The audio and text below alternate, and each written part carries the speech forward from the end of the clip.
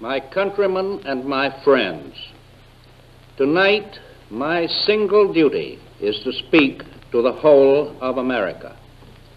Until 4:30 o'clock this morning, I had hoped against hope that some miracle would prevent a devastating war in Europe and bring to an end the invasion of Poland by Germany.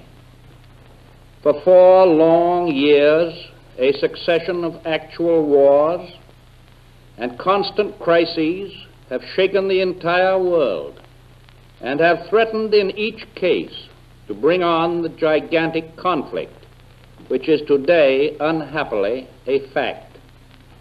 It is right that I should recall to your minds the consistent and at times successful efforts of your government in these crises to throw the full weight of the United States into the cause of peace.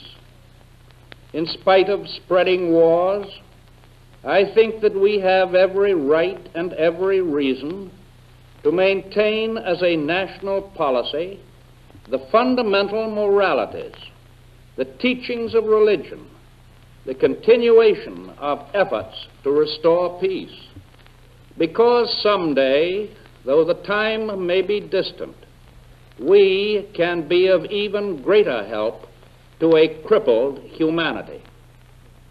It is right, too, to point out that the unfortunate events of these recent years have, without question, been based on the use of force or the threat of force.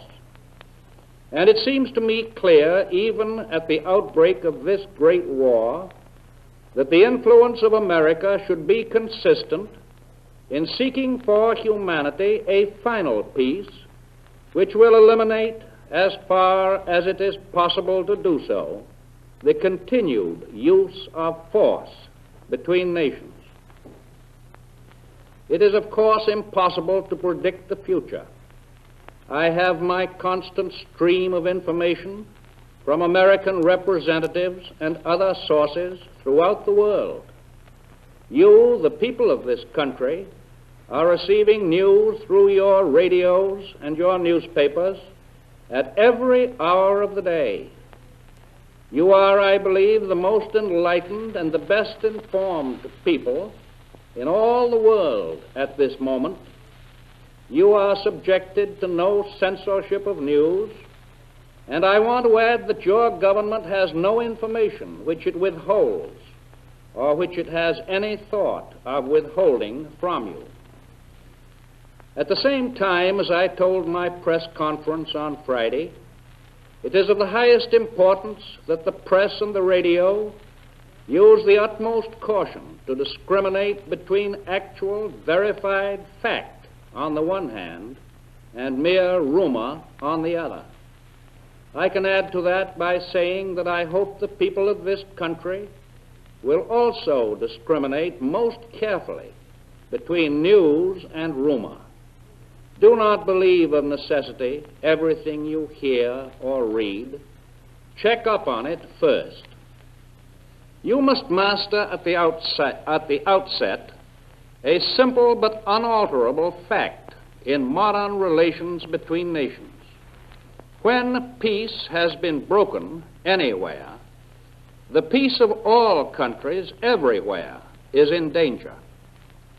It is easy for you and for me to shrug our shoulders and say that conflicts taking place thousands of miles from the continental United States, and indeed thousands of miles from the whole American hemisphere, do not seriously affect the Americas, and that all the United States has to do is to ignore them and go about its own business. Passionately though we may desire detachment, we are forced to realize that every word that comes through the air, every ship that sails the sea, every battle that is fought, does affect the American future.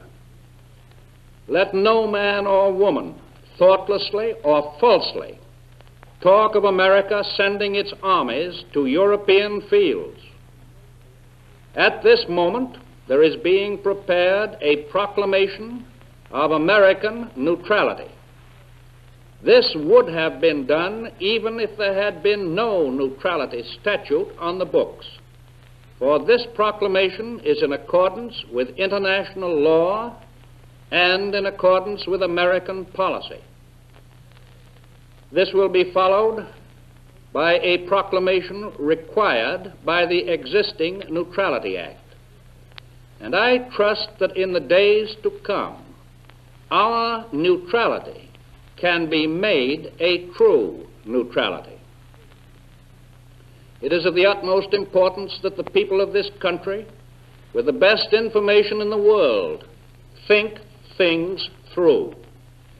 The most dangerous enemies of American peace are those who, without well-rounded information on the whole broad subject of the past, the present, and the future, undertake to speak with assumed authority, to talk in terms of glittering generalities, to give to the nation assurances or prophecies which are of little present or future value. I myself cannot and do not prophesy the course of events abroad. And the reason is that because I have of necessity such a complete picture of what is going on in every part of the world that I do not dare to do so. And the other reason is that I think it is honest for me to be honest with the people of the United States. I cannot prophesy the immediate economic effect of this new war on our nation, but I do say that no American has the moral right to profiteer at the expense either of his fellow citizens or of the men, the women, and the children who are living and dying in the midst of war in Europe. Some things we do know. Most of us in the United States believe in spiritual values. Most of us, regardless of what church we belong to, believe in the spirit of the New Testament, a great teaching which opposes itself to the use of force, of armed force, of marching armies and falling bombs. The overwhelming masses of our people seek peace, peace at home, and the kind of peace in other lands which will not jeopardize our peace at home. We have certain ideas and certain ideals of national safety, and we must act to preserve that safety today and to preserve the safety of our children in future years. That safety is and will be bound up with the safety of the Western Hemisphere and of the seas adjacent thereto. We seek to keep war from our own firesides by keeping war from coming to the Americas. For that we have historic precedent that goes back to the days of the administration of President George Washington. It is serious enough and tragic enough to every American family in every state in the Union to live in a world that is torn by wars on other continents. And those wars today affect every American home. It is our national duty to use every effort to keep those wars out of the Americas. And at this time, let me make the simple plea that partisanship and selfishness be adjourned, and that national unity be the thought that underlies all others. This nation will remain a neutral nation, but I cannot ask that every American remain neutral in thought as well. Even a neutral has a right to take account of facts. Even a neutral cannot be asked to close his mind or close his conscience. I have said not once, but many times, that I have seen war and that I hate war. I say that again and again. I hope the United States will keep out of this war